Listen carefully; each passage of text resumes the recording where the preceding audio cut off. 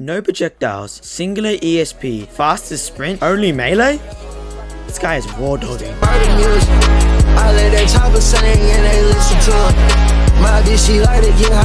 The strangest killer out of the roster, but the first to receive. Honestly, should make it cool, kid. New players are heavily thrown off by the strange ability kit, which primarily focuses on single targets, wielding the highest potential ceiling for combos. Perfect for hunting down survivors individually, never letting the heat of the chase die down. You are prone to looping because of the lack of projectiles. Enough with the summary, I'ma need them ability breakdowns.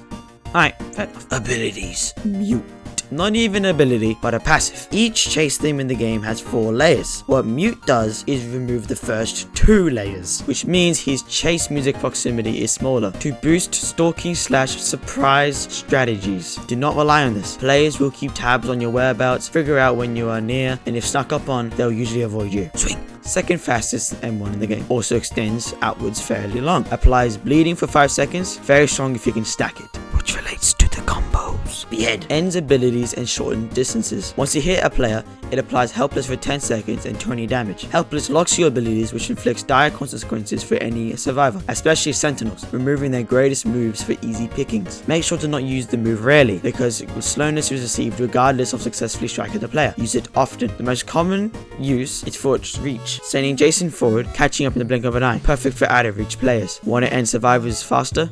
Behead them. Once at the final hit of their health bar, you can skip the kill animation and gain more money and XP by slicing off their head. Gashing wound. Highest damage, hardest to land. If landed onto a player, it deals 50 damage and removes their pride. It doesn't deal all the damage in one hit, except over the span of the animation, making it very good for guest players. When do you activate this move? When they're very close to you. Cornered is an amazing scenario. Walking up to employ the large hitbox for 0 room escaping, as well as the right next to you. A lot of people are too nervous to take this opportunity for the fear of missing, but this will improve your timings to eventually land it consistently. Take the risk. Certain maps provide ambushing. Here's the one I love using. There's a good chance the generator will spawn here on Urik's resting place. Walking up the hill and then do sneak attack is fairly easy to land, depending on the reaction time. Other drop downs can do this at the castle, mountain balcony, and the guarded ramp. Raging Pace outlines the nearest player, saving time for actually searching for them. To classify this move would be a sort of power boost ability. The effect that is garnered from Raging Pace is Enraged. Raises damage on every move. Behead is now 35 upon impact and a staggering 70 for Gashing Wound. Swing is increased to 25 while transforming into a lunging attack. Enraged Swing is useful on double exit barriers, e.g. rocks and walls, both to either catch them off guard or make up lost distance if you couldn't predict it. No longer can you sprint, instead use Speed Walk, capping out at 70 stamina. 0 on the bar / being run out is a good window to utilize it, since you can't really lose any distance. Be mindful of these debuffs to choose its usefulness at the correct moment. Doesn't that sound great?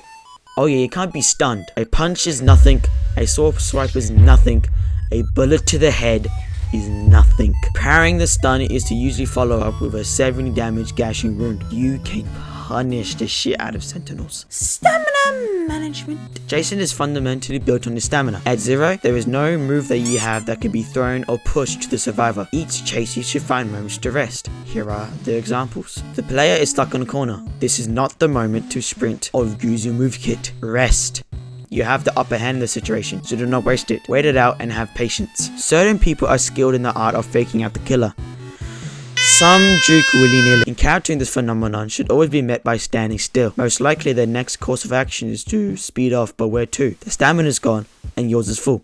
Easy pickings. Jason's biggest weakness is listed on screen. Requires patience and knowledge on when to sprint, walk, or activate a Raging Pace. Fake out your running by only pushing shift for a second. Players will react, but are knowing that you're actually not committing to the chase. In return, saving your run while shrinking theirs. Turn tighter corners in them. Any space the players leave between the corners and more distance for you to close. The survivor is traveling in a forward motion. I decide to run around, so we are going to clash. I hate loopers. Targeting. To target Elliots or not to target Elliots? That is the question. Always target Elliots. Other killers can loosely target and still win. Jason is punished severely for not being on focus. Class. Here's a list of which survivors you should prioritize. Supports, survivalists, sentinels. Beginning your round should be a one-track route straight to a Elliot, Builderman, Dusagard, Taff sometimes. In that order. Rid the playing field of the second class because they're a headache and last man standing. Sentinels are viable when there's healers. No healers? Easy pickings. Some can be immensely skilled, which segues nicely into my next subsection. what if they're good? Target them. Even if it wastes a minute or two. Better to leave a trash player for later than a sweat who can loop, has 20 items, and spams emotes. Health. Dangerously low health players are sometimes not worth pouring F into chasing. Sometimes switching over targets once they reach 20% or below can handicap them for later when their second chase begins. Last man standing can be a limping Elliot instead of a full HP across the map N7. Protect! Confident players like to stand in front of wounded, heavily targeted survivors. Either the tank the hit or redirect you onto them. Continue your chase. But what's the harm in getting a hit off? Benefits you in the long run while scaring them off from trying again. Chasing is a wonderful concept for a killer. Someone who can't be shaken off nor derailed from his mission of murdering each player. People who struggle with chasing are usually the same people who can't manage their stamina, who can't target properly, or worst of all, people who don't slaughter Elliots. If this video has changed your mind, try them out and apply my guide. Enjoy the process.